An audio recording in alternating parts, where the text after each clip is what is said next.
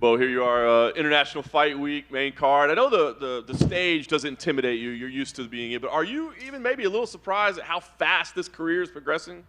Yeah, absolutely. Going into MMA, I didn't expect to be at this point this quick, but we're here, and I'm excited. I'm looking to make the most of every single opportunity that I get, and that's, to me, what every single fight is. It's a big opportunity, and I'm just excited to perform. I love it. Obviously, change of plans this week, change of opponent.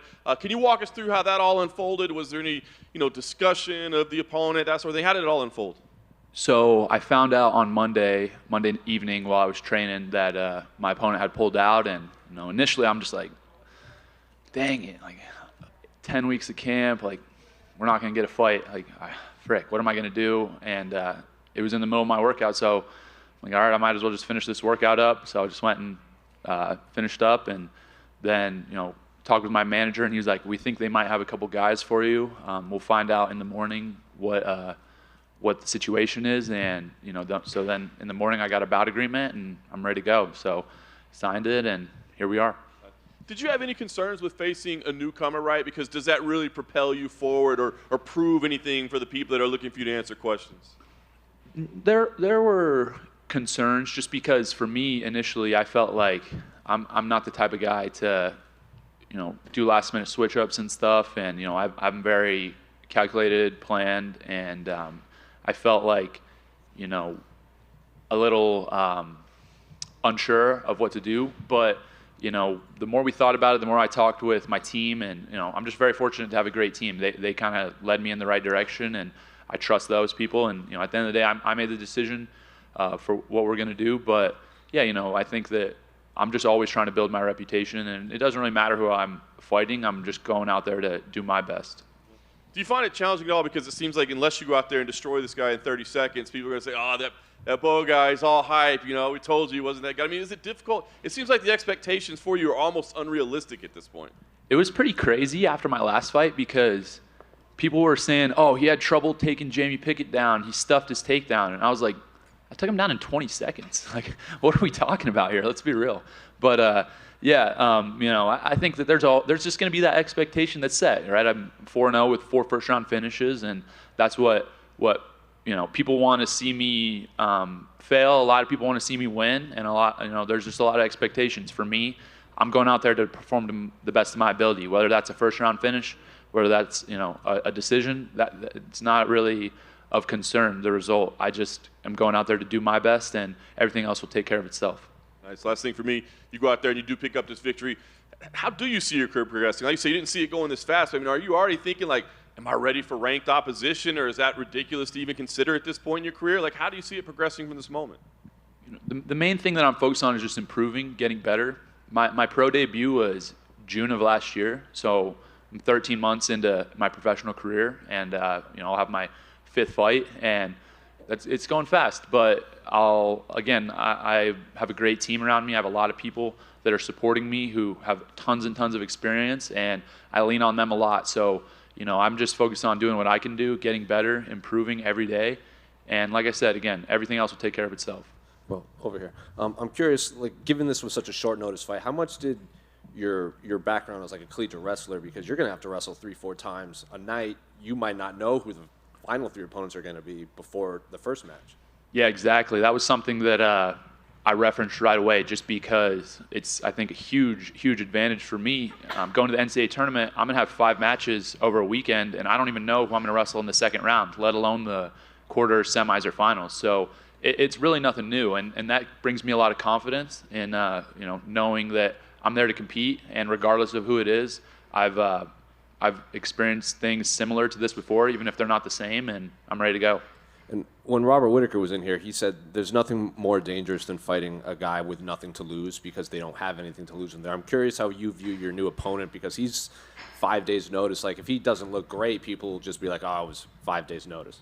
Yeah, I absolutely think that he is in that situation. He doesn't have anything to lose. I think that this is a great opportunity for him. Even if he loses, he might be in the UFC after this. So, it makes sense why he would take the fight. And for me, competing against people that have nothing to lose is nothing new. I've been doing that since I was a little kid, right? When I was, 8, 9, 10 years old, I felt like that's how people competed against me. And so I have thousands of competition reps that way. And when I was in college, it was the same thing. People felt like they didn't have anything to lose, and they still lost. I'm curious, just based off of that, when was the last person you faced either in MMA or wrestling where you were the underdog? Like, people would be surprised if you had won. I don't know.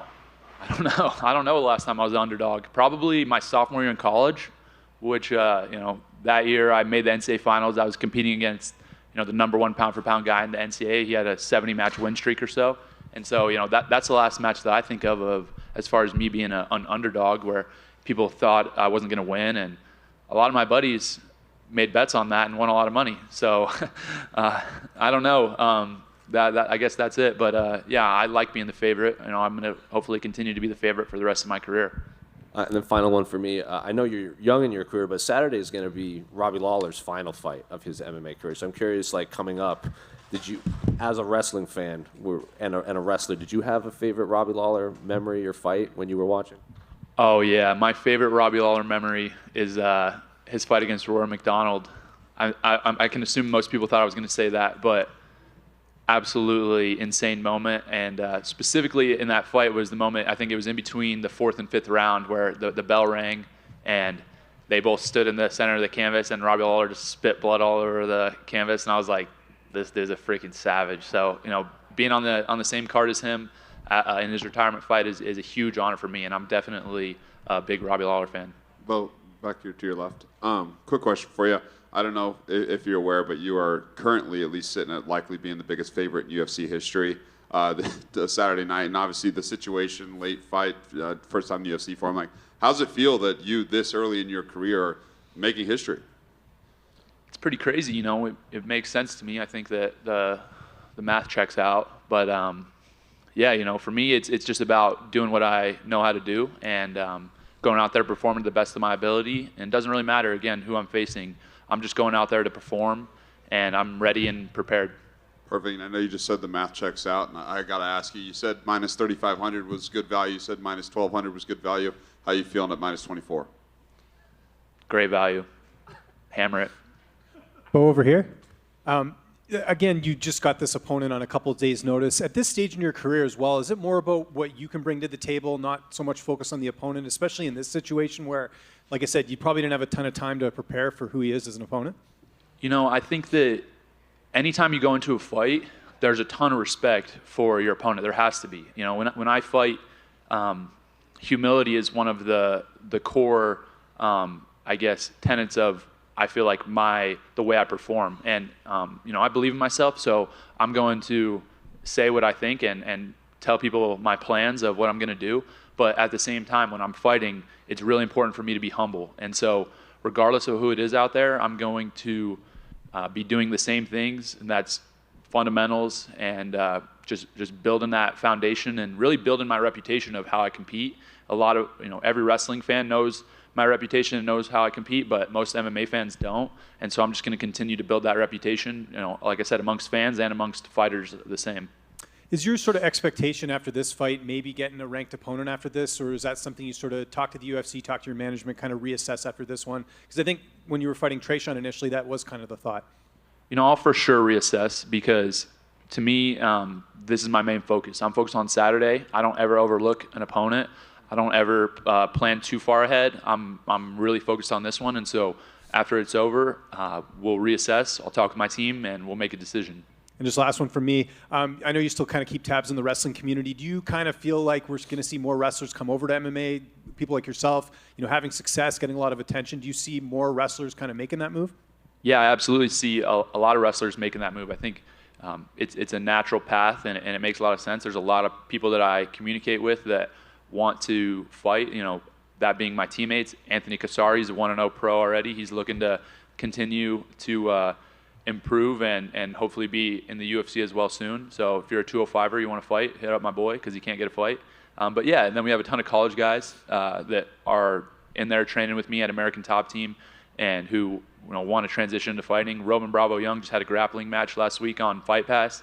So, I think that we're going to continue to build, and I'm going to continue to do my thing and I want to be a team, right? Like I like having people around me that are like-minded, and so I want to bring a new team into MMA and, perform well. Hey, Bo. Like you said, you've only been a pro for 13 months, and prior to that, you had a couple of amateur fights. Coming from the wrestling community, what do you think of the MMA community thus far? The MMA community is definitely different than the wrestling community. I didn't really have expectations going in, but I feel like it's just massive. There's such a big platform, and the sport's so young and it's growing so fast that it's just a really cool position to be in as a fighter. I think as a fan, it's a really cool position to be in as well, because you're always seeing new, unprecedented things. And so, I think that obviously I have the support of the wrestling community, and hopefully I continue to perform well and gain more support from the MMA community. Like, what are your thoughts on the extreme fandom, right? Like you said, like if you don't go in there and start this guy within 15 seconds, you're a bum. Or if you don't take this guy down in 7 seconds, you're a bum. Like, what are your thoughts on that? It's interesting. It's a really interesting perspective to have, because, most people that are saying these things have never fought, never trained, never performed in any way, and so they really can't relate. So for me, there's no judgment going towards them, because there's no basis or foundation of their ability to relate to that situation. So I want to meet them where they're at with grace and understand that that's their mindset. And for me, it really there's not much I can do about that besides be friendly and compete to the best of my ability, hopefully put on a show. And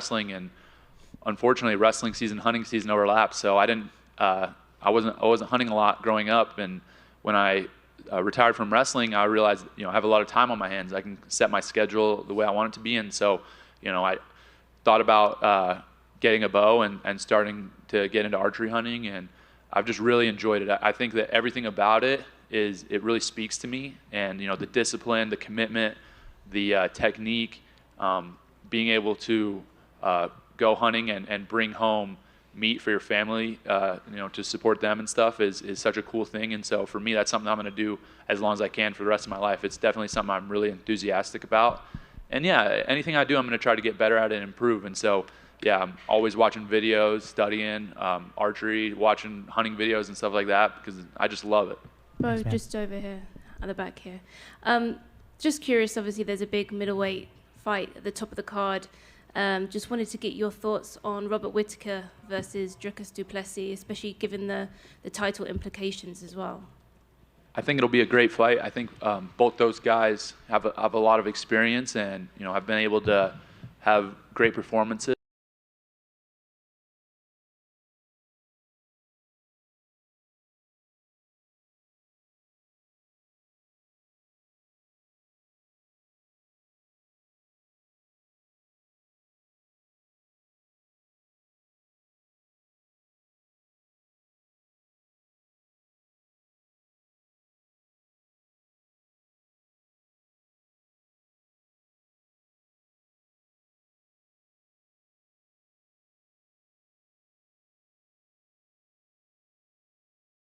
The same thing if I saw the number 1 and 2 guys in the world at chess compete. It's just exciting to me, because I love seeing excellence. I love seeing people perform at a high level, and that's what both those guys do. They both, again, have a ton of experience and are able to do amazing things. So anytime that you match 2 guys up like that, it's going to be exciting. Thank you. Hey, Bo, back right here in the back, in the right. You have a lot of wrestling experience, and you had mentioned before you've only started MMA just about 2 years ago. When you reflect on having the second pay-per-view opener of your career, and it's International Fight Week, and where you are now, what moment stands out for you most that you most appreciate? I think that I wouldn't say there's a specific moment that I appreciate more than any others. I would say that what I've appreciated the most about the past 2 years and getting into MMA is just being able to spend a lot of time and moments with the people that I love the most, that being my family, my wife, my teammates, my management team, all guys and girls that I'm super, super close with. And I just feel very fortunate and very blessed and lucky to have such great people around me. And so I just cherish every single one of them. And, right now I'm going to have about 40, 50 people coming out this weekend to support me. And I just love them so much. I just want to perform well. And us all being together is the best part of it. I want to segue over to Brandon Moreno. You actually had interviewed him recently. What was that experience like, and did you pick his brain a little bit behind the scenes? Yeah, I absolutely did. Again, a guy that competes at such a high level, that has been UFC champion, who is just such a awesome person, a fun guy to be around, and I feel like very grateful to have had the chance to just talk with him, pick his brain, and understand where he comes from, his mindset. That's something that's super interesting to me, is mindset of these guys, not only in MMA that who are champions and compete at a high level, but in all sports and all disciplines and in every area. And so whenever you get to talk to somebody like that, I'm really all ears and just grateful for those moments. And your passions as well, not only hunting and MMA, but you also find yourself cooking a lot on the grill. Where did that love first start, and what are some of the things you've enjoyed most cooking? I grew up from 9th grade through 12th in Texas, and barbecue is just such a huge part of the culture there. And so my dad was always grilling, smoking meats, and that was the same. You'd go over to a friend's house on the weekend, they would do a brisket, and so that's just something that was really ingrained in me culturally and something that I loved. And I think, again, what's the best part about that is it's not grilling the meat and not making something taste amazing, but it's who you're with. And so for me, being with my family, with my friends, the people that I'm close with, being able to share that with them, that's what I love about it the most. Thank you. Hey, Bo, back to your left. There's always one clip that goes around, and it's of Islam Makhachev thinking that he can take down Jordan Burroughs.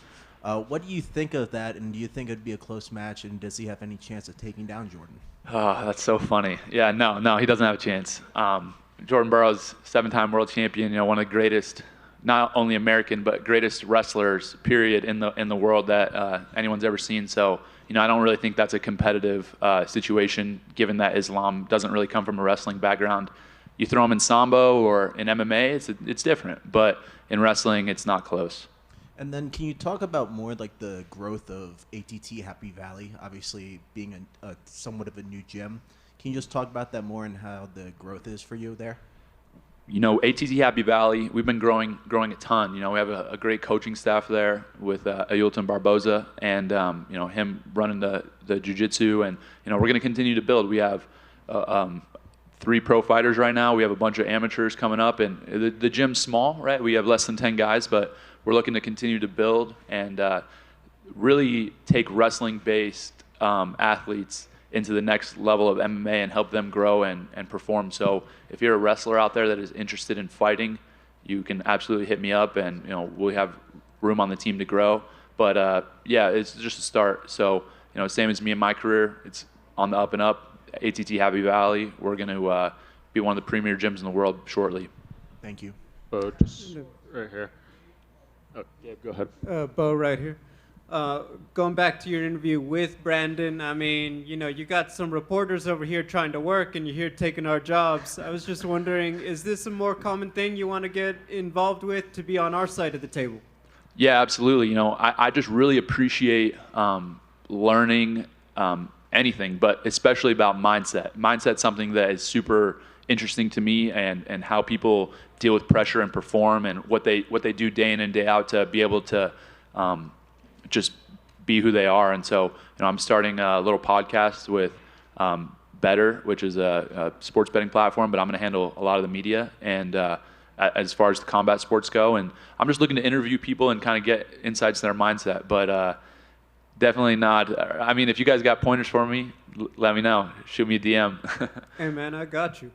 To talk about it, though, do you have any guys on your list right now that you'd really want to start interviewing first? There are a ton of people, a ton of fighters. I would love to interview, let me think. There's a lot, but I don't want to name names and leave people out. But, a few fighters I'd be interested in interviewing, probably, I like Corey Sandhagen, I like Sean O'Malley, I like Cheeto Vera. All those guys are in the same weight, too, which is really interesting.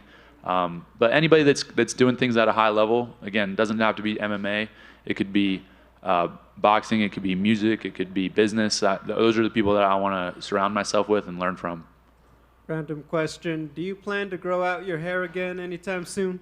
The hair thing is interesting because it takes a while to get it to where I had it, and it's a lot of commitment and effort. And I'm fighting and turning around pretty quick, so I don't really have time to let it get to where I want it to be. So I'd have to take some time off of fighting, but I don't know if I'm willing to do that, so probably not.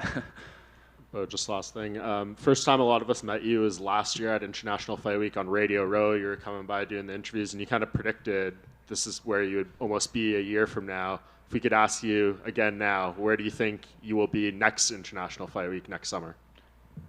International Fight Week next summer, I plan on, at minimum, being fighting ranked opponents and getting right up in there in title contention. And so, hopefully I can continue to get fights. The most important part about that is getting fights, getting opponents, getting the right opponents. But I think at that point, I'll be closing in on my goals of being UFC champ.